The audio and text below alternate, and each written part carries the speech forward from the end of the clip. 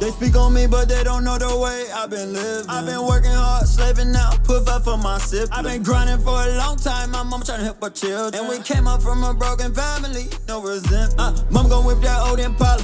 We was trying to go gain them dollars. My nigga didn't grow up with a father, and that's why he sang that chopper. No fake niggas hang around my rock. What's up, guys? Welcome back, YouTube. I'm back with another vocal preset tutorial video.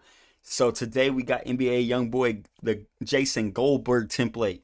I went online and researched after, I want to say after about 4 months, I got all the research done and I recreated Jason Goldberg's whole template from NBA Youngboy's song Loner Life. I found all the information online and everything, and I grabbed every single plugin that he had, and basically it looks spotless, sounds spotless. So this is basically how the template looks.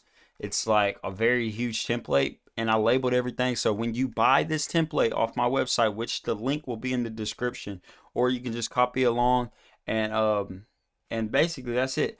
If you want a discount on the template, just go ahead and put preset in the comments.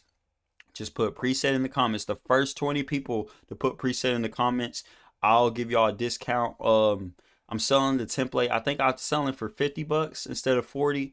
So it'll only be 20 bucks. I'll sell this preset to you for 20 bucks if you're the first, like I said, 20 people in the comments that say preset. But let's go ahead and let's get inside the tutorial. I did the song Kickboxing because that song was, you know, one of his recent ones and it was fire. So let's go ahead and play a little snippet of what it sounds like. I went kickboxing. Prada with Da Vinci Code, she went crisscross. I hop out with Anna, so she told me 8 collar. Fill my coupe with plenty O's, I went hotboxing. Yeah, I got $1 million worth of diamonds on my body shine. Russ gon' call my phone, he told me no risk, just too slow. Okay, so you kind of got a gist of it. That mug sound fire. Thank you, Jason Goldberg. We just went, like I said, we went and copied his template from online. So this is everything from his template. So let's go ahead and get started. Most of the plugins he used was waves and a couple UADs, couple fab filters, and a couple sound toys and Soothe as well. If you don't have it, go ahead and copy, because that's really the only way you're going to get this type of sound. Now, if you need an alternative, like I always told you, hit me up on Instagram at Gucci Bag Billy and I can help you with that. But let's get right into the vocal tutorial. First things first, we're going to click OK on that. First things first, we're going to actually hop into the pre-vox. So all these audio tracks, not all of them, but just the main ones going to the vocals, I send them to a pre-vox, which is going into the lead vocals. So basically this is NBA Youngboy's mic and equipment, like what mic he uses and everything. So we just put a simple noise gate to cut out anything that was coming from the background. Then we used the mic mod to extinguish the sound that he mostly has from the Neumann U87, which I'm trying to go buy. So go ahead and try to buy some couple templates, and I'll do a review on the Neumann U87 as well. So we got the Shep 73. I could have used Neve from UAD, but I feel like most people are gonna have wave plugins, so this is basically the Neve but in the wave plugins. And we just made these adjustments real quick. Let me show you. And then this one, so there's 2 knobs, don't forget. We put that at 0.0, and then we put this at 110, and we cut off around the 80 frequency range type of deal. We turned the output down. We didn't want it to be too loud, so we just made these little adjustments at -12 over here, and we put -5 over here. Simple as that. That's basically was us trying to like emulate. We were trying to emulate the Neve that Youngboy uses. And then Jason Goldberg also showed his tube tech settings. It seems like most of the things he does is in the box besides the Neve, and you don't need the mic mod if you already got the mic that he has. So we made these settings. We got 3.0. We got this at 0.0. He says he turns it up just a little bit if the vocals are too low. The release, he had it on 2, but I put it on 3. So, you know, sometimes like your vocal cuts off on certain like punch ins. This is your problem. So turn that up to 3. If that happens, I just would keep it on 3 no matter what. We put the ratio at 4:1. We got the threshold at -10, and we put this at manual. After that, we got this on the internal instead of external for the side chain, and then we put this on just compression, and then we got that on 100. We put this on off. You can put this on modern, but for some reason to me it sounded better on vintage, so I kept it on vintage. And after that, let's hop into another EQ curve. This was just me, my personal preference of putting this, just because I feel like everybody has certain mics, so I had to like turn up some of the brightness or take out some of the lows. But this basically what we got for that. We did boosted like at the 1.5 of 2 dB, and then we went to the 400 hertz range, and then lowered it negative 2. Make sure the analog's off, and that was about it. I don't think we messed with the output or anything. And then this is what's actually on. Actually, Jason Goldberg puts it on his audio tracks, but I don't have like Apollo interface, so like it's gonna take up more CPU if I put it on every single vocal track. So I decided to put it for its own aux. So this is like his mic, and this is like what gets his mic that sound. So we put that on 18, put that on 24, attack on 3, and release on 7. You can just use the regular CLL 76 if you don't have UAD by Waves. You can use that, but this is by UAD. Next up, we did the Pro Q4. We took out the 80 range just like we did in the Neve, and then we put at the 318 range. We lowered it by 2 dB, made the curve about 1.5. Then we made another curve at 615, and then we did the dB at negative 1.30. We did the Q at 4.2, and after that we kind of made a dynamic band at the 1790, and we just kept the dB at 0 and the Q at 1.3, and we just brought the dynamic range to like negative 1.5. After that, we went to let me see if I can make this a little bit bigger, see if it's not too big for y'all. That way y'all can see it a little bit easier, hopefully. So yeah, just had to double make sure on that. After that, we did the 2890 range, lowered it about 2 dB, made it really tight, 9.9. After that, we kind of de-essed the S's a little bit at the 4600 range, dropped it about negative 2 dB, and then did 4.9 for the Q. After that, we got the 7952 range, dropped it about 2 dB, and we did the Q at 7.0. And then after that, we boosted around the 12K range, about 3 dB, and the Q at 1.2. After that, we're going to hop in the de-esser. So we got our good old lucky de-esser here. These were the settings that he had for both de-essers. I guess one's getting the S's and one's making sure like the brightness of his vocal don't get too harsh. And then we got the RVox just to, make the vocals really sit. So now that pre is being sent to our lead vocal chain.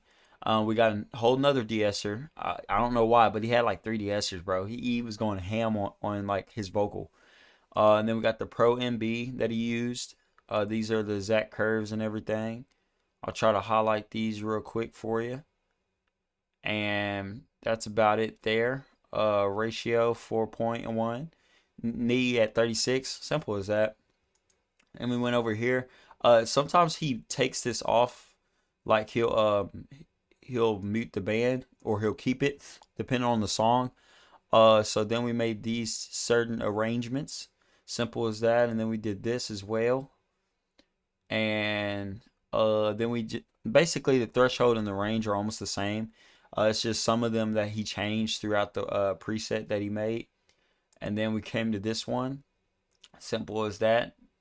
Not too big of a deal. We put the range at -6, -7, -6, and positive 3.63. So he put the L1 limiter next after that just to make sure the vocals don't peak. And then he did the SSL channel. Make sure y'all can see that. Let me go ahead and make it a little bit smaller for you guys. There we go. And so after that, he put that at 20, put that at 12. Then he put that at 5.0 and put the range at 16K. And I made it a bell just so it's only boosting that range. And then we did -2.0, and then we did 2.80. The Q at 3.50. And then we lowered about -1.5 dB. And then after that following, it was on the 2K range, and we made the Q very small at 3.50. Then on the low range, we dropped it about -1, and that was on the 200 range. After that, 2.5 here, -5 here, 0.40 there, -19 here, but we didn't use the gate, so I don't really have to go through the gate. And then we boosted the output about 2.0. Simple as that. Next plugin, like I said, he had crazy de-essers on here, so we got a whole nother de-esser. And then we got the C4. We kind of used the pop vocal, and then we made a couple more adjustments to make sure it's on point. And then we got the CLA vocals that he did, and we got the bass right there. Got the treble on 0.3. Got the compression on 1.0. Got the reverb on -10, but we're not using it, and we're not using the delay at all. And then on the pitch, we did -2.5. The output he did was -1. And then the input he did was like -5. So that very concludes that. Then he did this crazy EQ. It made it sound pretty good though. Like I try to like take this off and see if I can use a different plugin, but no, that's what he used. It sounds really good. All you gotta do is just pause the video, copy it real quick. No biggie at all. Then we hopped into Soothe 2. So he just clicked here and he searched smooth those mids, and that's the one he chose basically. And he basically said just highlight this and move it and hold this and move it around the range of where you want to smooth like your brightness or your S's. Next up, he went into the Saturn, and then we made these quiet adjustments. We try to make it very small and easy to use. Let me see if I can make this bigger for you guys. There you go. Yeah. There you go. So on the Saturn, he did 75. And the feedback, he did 10. And then on the frequency, he did 120. And on the dynamic, he did 0.150 and 50 on the drive. And then he made these little arrangements right quick. Then we hopped over to here.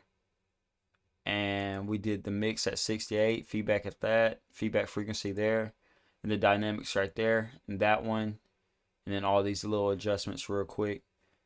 And we put a slot right here at 4,000, and we kept going. So the mix is at 50, the feedback's at 0, the feedback frequency is at 1,000, the dynamics is at 0.200, and the drive is at 35.